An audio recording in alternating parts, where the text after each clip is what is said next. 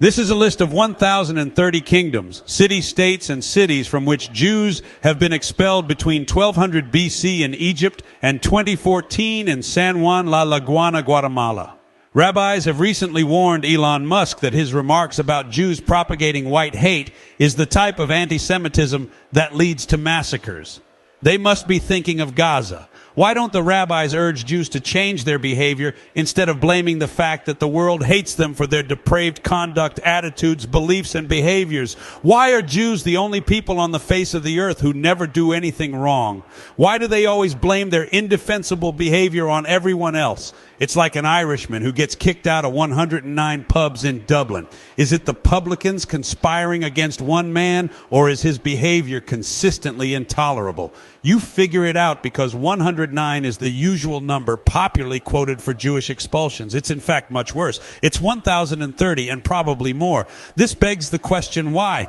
The full detailed explanation is too long for a short video. In summary, it has to do with the Jewish supremacist predatory nature and chauvinism of Jews to circle their wagons to form insular inbred communities in their host kingdoms, city-states, and countries when nations and empires arose. Jews have traditionally practiced sacrifice, both human and animal. If you think that's in the past, you'd better brush up on the third temple they desperately want to build on the Temple Mount in Jerusalem. The purpose is to recommence sacrifices for atonement and return of their Messiah. Jews engage in predator usury. They practice sharp business practices forgiven by their Kol Nidre prayer, which is actually a declaration of personal atonement. Jews recite it, which gives them absolution for all their transgressions. Swindles and crimes committed against non-Jews or Gentiles, and Goyim as they like to call them.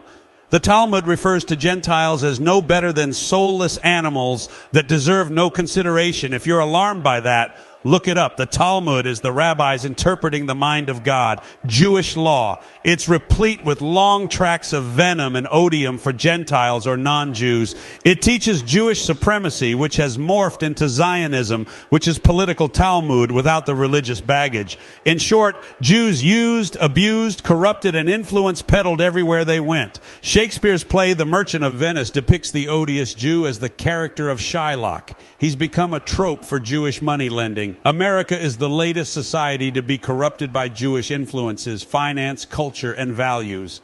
Abortion is a Jewish value. It's why they defend it so vociferously. America now has a Zionist-occupied government where less than 2% of the American population, which are Jewish, occupy 85% of senior cabinet and secretary positions in government. It has nothing to do with aptitude or intelligence, and everything to do with nepotism and Jews looking out for other Jews to dominate communities, commerce, academia, and entertainment. When this is pointed out to Jews, they deny, and invoke charges of anti-Semitism and the Holocaust to neutralize Jewish critics who point out the obvious.